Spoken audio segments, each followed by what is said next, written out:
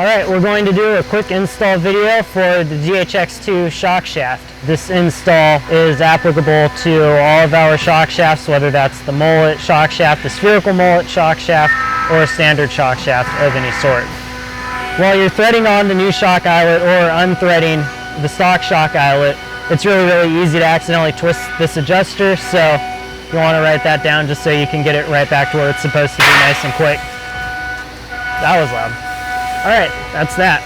So, got our 9.5mm shaft clamps, throw those on the shock, go over to the vise, slide the shock in there. You want to keep an eye on the shock body, just make sure you're not accidentally banging it on the vise. That nice and tight. Now, this isn't very tight for the sake of making this just a nice quick video, so we don't really need a big wrench and you won't see it taking a lot of force. You can use a big crescent wrench, or it's a 1/2 inch, so 1/2 inch open end wrench.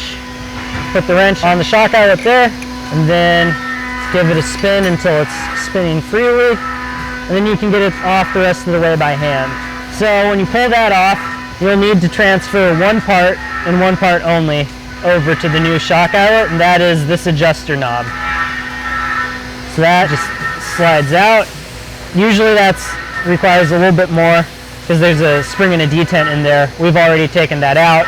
You don't need to keep those. You don't need to transfer them to your new eyelet, just this part. All right, so now we're going to go ahead and install the Cascade Components shock eyelet onto the shock. This is how it'll come out of the box, except this will be anodized black. This top bit is Delrin, so it's black already. This has 2 ball detents. They're held in there, they're captive, they won't fall out, you don't have to worry about that. Take your shock adjuster that you just pulled off the shock out of the stock eyelet, slide that in there. Now, when you're installing this on your shock, you're going to want to put red Loctite on the threads. We didn't put that on there because we're going to be taking this right back off. And then if you look at this end here, you'll see the hex in the middle. Just want to make sure that that is lined up with the center. If it's off like that, it won't go on. There you go, sitting in the center. You just take this, drop it on, spin by hand until it's finger tight.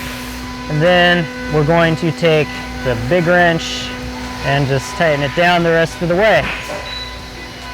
All right, nice and tight right there. Now refer to Fox's shock documentation for the torque spec.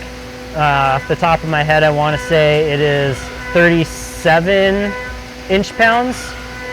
All right, let's unclamp the shock from the vise, drop off the shock eyelets. There you have it. This is the Cascade Components mullet shock eyelet installed on the DHX2. Adjust your clicker to whatever you like it at.